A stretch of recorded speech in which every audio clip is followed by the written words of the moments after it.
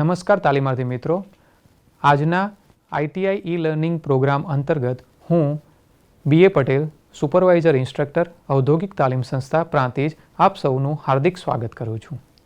આજે હું આઈટીઆઈમાં ચાલતા કોમ્પ્યુટર ગ્રુપ અંતર્ગત solve complex computing problem by using built in modules practical વિશે તાલીમ સહ માર્ગદર્શન આપીશ. અહીં કોમ્પ્લેક્સ મોડ્યુલ જે છે એના વિશે વાત કરીએ તો કોમ્પ્લેક્સ એક નંબર છે જે આઈ અને જે ફોર્મેટમાં હોય છે. એ બંને જે ફોર્મેટ છે એમાં એક વેલ્યુ જે છે એ ઇન્ટીજર ફોર્મેટમાં છે અને બીજી વેલ્યુ એ ફ્લોટિંગ પોઈન્ટમાં હોય છે. આ રીતે જે નંબર આવે છે તે દ્વારા જે રિઝલ્ટ મળે છે એને આપણે કોમ્પ્લેક્સ નંબરનું રિઝલ્ટ કહીએ છીએ. તો આ જે પ્રેક્ટિકલ છે એ પ્રેક્ટિકલમાં આપણે ક્વાડ્રેટિક ઇક્વેશન એટલે કે દ્વિઘાત સમીકરણનું સોલ્યુશન તેમજ તેના જે રૂટ આવે છે એ રૂટ વિશે વધુ માહિતી મેળવીશું. આ પ્રોગ્રામમાં આપણે આ જે કોમ્પ્લેક્સ નંબર વિશે તેમજ કોમ્પ્લેક્સ કોમ્પ્યુટિંગ કેવી રીતે સોલ્વ થાય છે પ્રોબ્લેમ્સ તે વિશે જોઈશું. તો આ પ્રોગ્રામ જે આપણે બનાવવા જઈ રહ્યા છીએ એમાં ક્વાડ્રેટિક ઇક્વેશનનું જે સોલ્યુશન મળે છે, જે એના રૂટ મળે છે તેના વિશે જોઈશું. તો હું ટાઇટલ આપું છું ક્વાડ્રેટિક ઇક્વેશન. આપણને ખ્યાલ છે, આપણે આગળના ધોરણોમાં ભણી ગયા છીએ કે ક્વાડ્રેટિક ઇક્વેશન એટલે કે દ્વિઘાત સમીકરણ એટલે શું.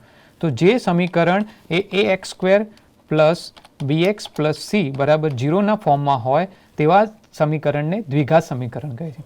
હવે આ સમીકરણનું સાદુરૂપ આપવા જઈએ ત્યારે આપણને એક વસ્તુ મળે છે જેને આપણે કહીશું ડેલ્ટા. તો એ પહેલાં આપણે ડેલ્ટા આમાં ફાઇન્ડ કરીશું. ડેલ્ટા માટેનું જે સૂત્ર છે એ છે b સ્ક્વેર માઇનસ 4ac. તો આ સમીકરણ દ્વારા આપણે ડેલ્ટા શોધીશું, એનું વર્ગમૂળ શોધીશું અને ત્યારબાદ આપણે એના બે સોલ્યુશન્સ શોધીશું. સોલ્યુશન 1 કે જે સોલ્યુશન 1ની અંદર કરીશું કે minus b minus delta divide by 2a અને આ રીતે બીજું એક સોલ્યુશન જોઈશું. Solution 2 minus b plus delta divide by 2a. હવે આપણે પ્રોગ્રામને બનાવવા જઈએ છીએ. તો આ પ્રોગ્રામ માટે આપણા માટે મિનિમમ 3 ઇનપુટ છે જેને કહીશું આપણે a, b અને c, જેની અંદર આપણા જે ક્વાડ્રેટિક ઇક્વેશનમાં ઉપર લખેલું છે ax square bx plus c. તો જેમાં a જે છે એક ઇનપુટ છે, b ઇનપુટ છે અને c ઇનપુટ છે. તો આપણે આ ત્રણનું ઇનપુટ લેવાનું છે. તો એ ઇનપુટ માટે આપણે 3 વેરિયેબલ ક્રિએટ કરીશું. દાખલા તરીકે એક વેરિયેબલ લઈએ છીએ a કે જેમાં હું વેલ્યુ લેવા માગું છું જે યુઝર પોતાની રીતે નાખવા માટે ઇલિજિબલ હોય.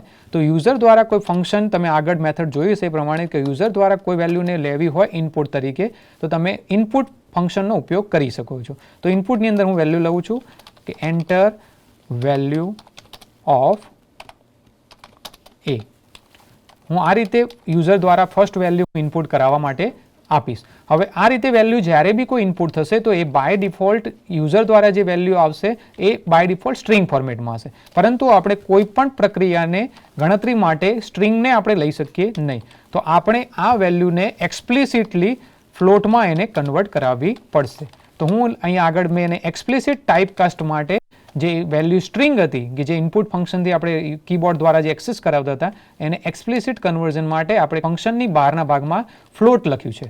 આ રીતે આપણે ફર્સ્ટ વેલ્યુને લઈશું. સેમ એ રીતે આપણે બીજી વેલ્યુ લઈશું જે વેલ્યુ બી માટે હશે.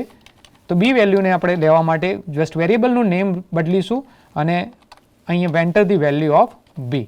એ રીતે ત્રીજી વેલ્યુ માટે enter the value of C. તો સી વેરિયેબલ આપણે લઈશું. સી વેરિયેબલમાં float, then input, enter the value of c. તો આ રીતે આપણે 3 વેલ્યુનું યુઝર દ્વારા ઇનપુટ કરવામાં આવશે. હવે 3 વેલ્યુ ઇનપુટ થયા બાદ આપણું કામ શું છે કે ડેલ્ટાને ફાઇન્ડ કરવું. તો ડેલ્ટા આપણે ફાઇન્ડ કરીશું. તો d is equals to b square minus 4ac. તો b સ્ક્વેર માટે આપણે ટાઈપ કરીશું b cross b minus 4ac. તો 4 બ્રેકેટમાં ઇન્ટુ a ઇન્ટુ c. તો b સ્ક્વેર માઇનસ 4ac. આ રીતે આપણને ડેલ્ટા મળશે. ડેલ્ટાની વેલ્યુ કોપી થશે ડીની અંદર. તો આ ઇક્વેશન સોલ્વ થઈને ડીમાં આપણને એનો જવાબ મળશે.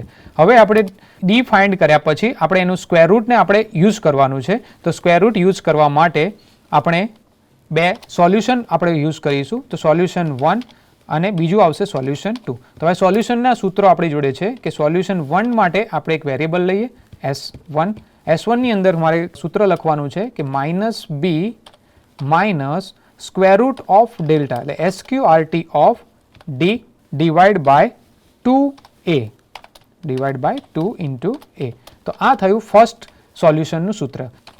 આપણે જે SQRT ફંક્શન લીધેલું છે એ SQRT ફંક્શન આપણે કયા મોડ્યુલમાંથી લીધેલું છે, તો એક મોડ્યુલને આપણે ડિફાઇન કરવું પડશે.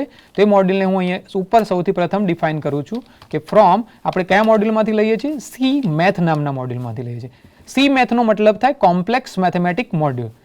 એ મોડ્યુલને આપણે શું કરાવીશું, ઇમ્પોર્ટ કરાવીશું આપણા પ્રોગ્રામમાં. એટલે લખીશું from C math import star.